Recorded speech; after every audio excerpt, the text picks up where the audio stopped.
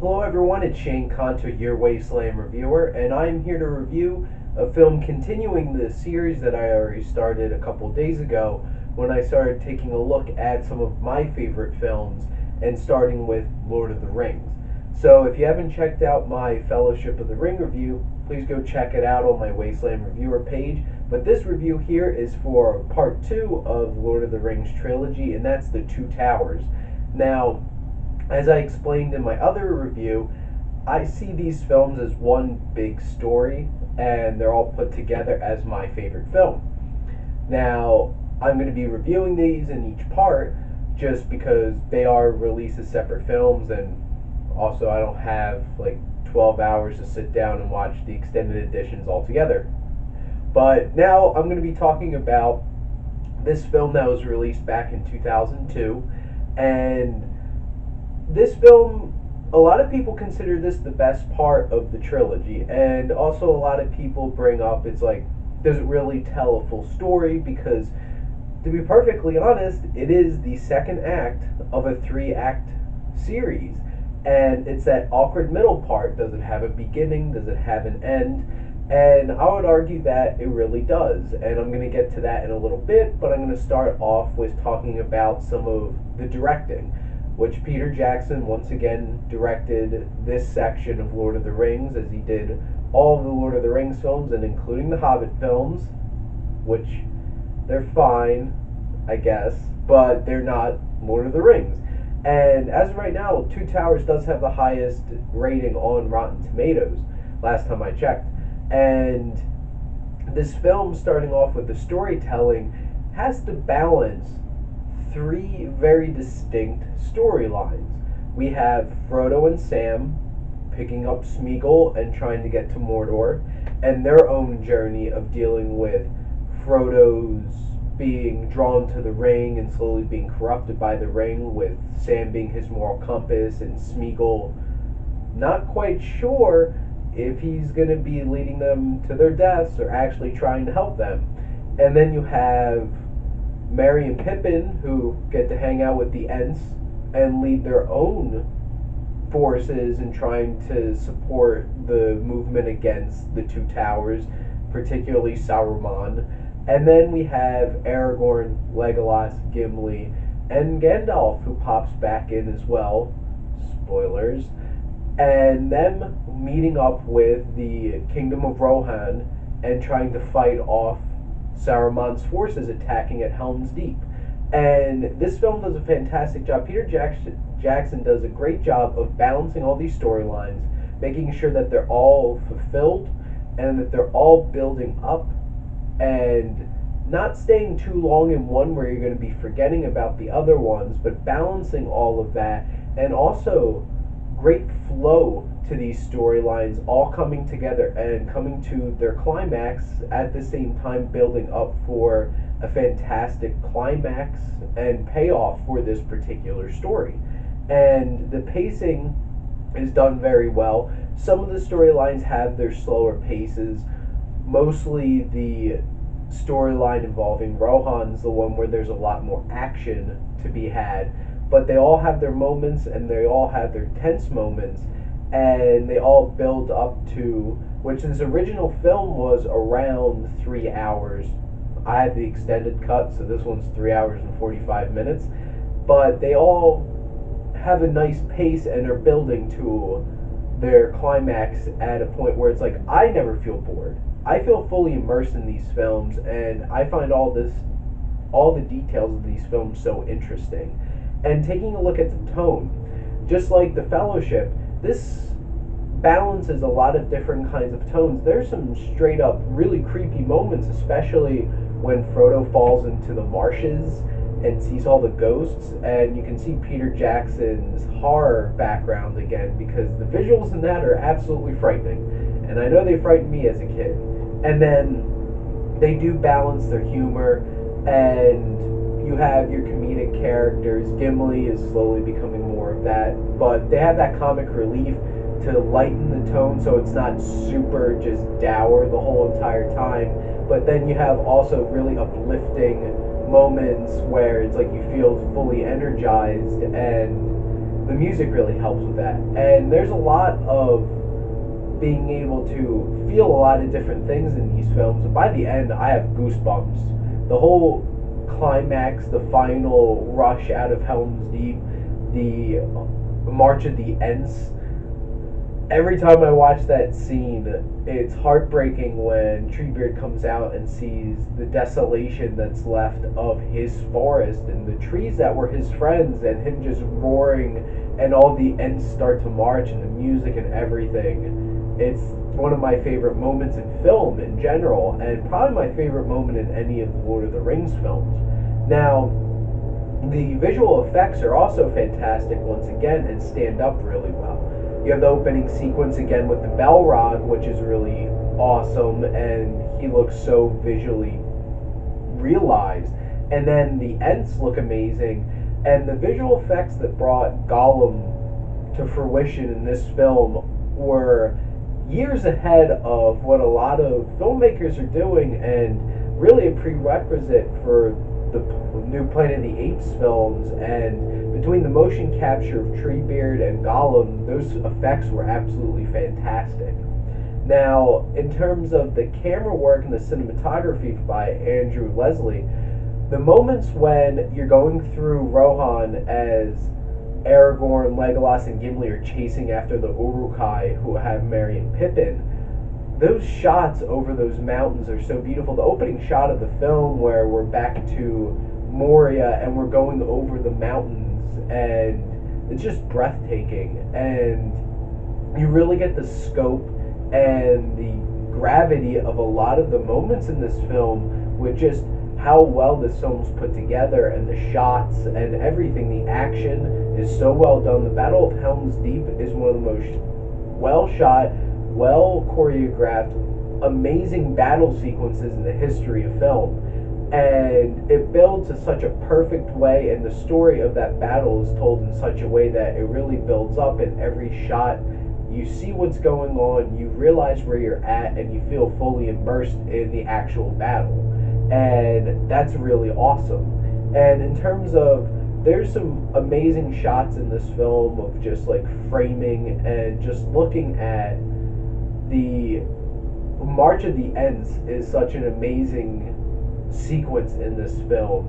And then when you look up at the mountain and Gandalf is there to save the day at the end, and when they come down the mountain and collide with the Uruk-hai, that shot is absolutely amazing. And there's just so many beautiful shots in all three of these films. And getting to the writing, which is Peter Jackson and a handful of other writers as well, this story does such a fantastic job of having its own contained journey within this greater story. This is really a story of men and the race of men, and Aragorn finally taking a step up to what he is supposed to be, alluding to where he's going to go in Return of the King. This whole story of alluding to back to what Elrond said in Fellowship when he questioned Gandalf. It's like, who's going to take charge of this world? Men are weak.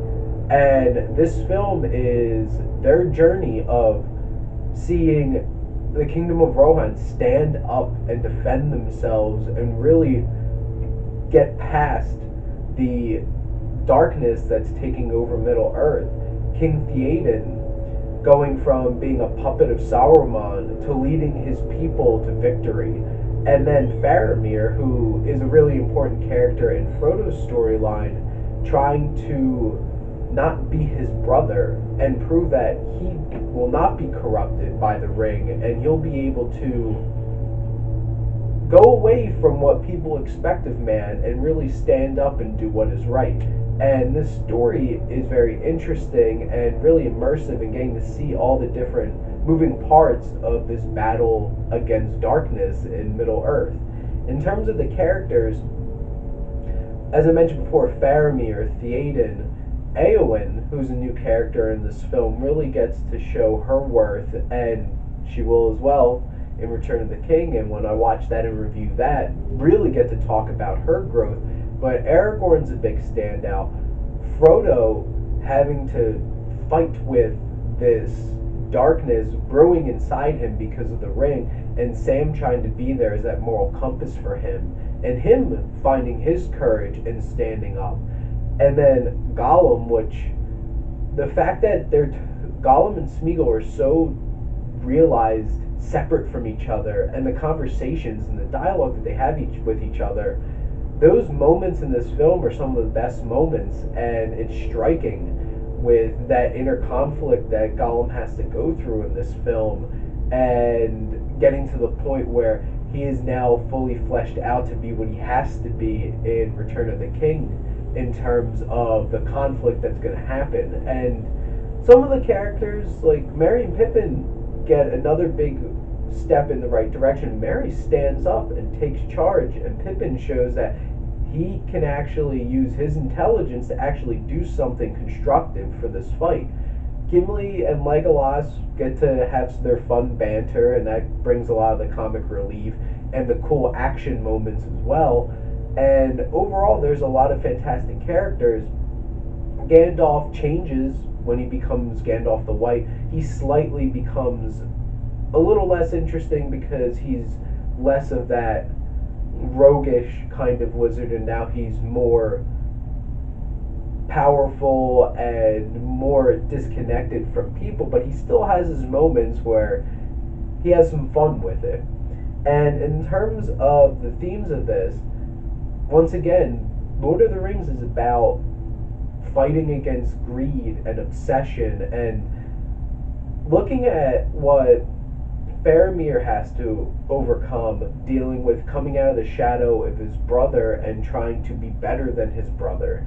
Basically, what happens with Gollum is a real metaphor for addiction, and what he's going through with the ring, and what it'll drive people to do when they're addicted to something, and what they will do to have that again, is actually really, really deep and meaningful in this film. And then, as I spoke about before, the story of men and redemption, and showing the positive side of this race of people, and showing their worth in this world of Middle Earth compared to the elves and the dwarves, and the hobbits really coming into their own. And a lot of them in this are questioned about what their intentions are, what is their worth in this situation. They're all accused of being orc spies originally by Treebeard or the Gondorians, and then trying to prove that they are worth something and that they can do something. And those are all powerful themes in this film that really elevate this from just being some fun adventure into a fantasy world. And of course, the music by Howard Shore elevates everything. The goosebumps that I get every time with the March of the Ents, the music in the background of that's amazing. The music when they come up for the end of the Battle of Helm's Deep, and that last charge is so powerful. And literally every bit of music, which there's so many different varieties of, from big orchestral to really dark and ominous, and everything in between and triumphant, really brings this film together and elevates things. And looking at the production design, everything is so awesomely realized. Edoras, it looks like a real living city. Helm's Deep looks like a fully realized fortress, and how that works in terms of that battle. Osgiliath is a really cool set piece where everything is in ruin and just the rubble of a fallen society. And the makeup, the costumes, everything makes you feel so involved and immersed in Middle Earth. And getting to the acting, right off the bat, Andy Serkis, the Academy Award needs to get past that fact that they're not going to even consider motion capture work as acting. What Andy Serkis does in this film and also in Return of the King is absolutely amazing. He's fantastic. He's able to bring two fully realized characters at conflict with each other into fruition. And Elijah Wood gets to show some inner conflict in this film. Sean Astin gets to show real power and presence and courage in this film. And Eowyn has her moments, played by Miranda Otto. And David Wenham, who plays Faramir, is somebody who gets to show some inner conflict. Viggo Mortensen really gets to shine in this film as Aragorn, and John Rhys Davies is a lot of fun and has a lot of charisma as Gimli, and basically everybody gets their time to shine in this film as well and have their moments, and that's what's so fantastic about this ensemble. And just to wrap things up, this film is a wonderful adventure, a wonderful war film, a wonderful look at human conflict within themselves and trying to find self-worth. And this is just one part of a greater story, and it's able to hit all those things and have its own self-contained arc of building up this fight against evil in Middle-earth and really taking down that first big obstacle in their way. I absolutely love the Lord of the Rings films, and I'm going to give The Lord of the Rings, The Two Towers, an A+.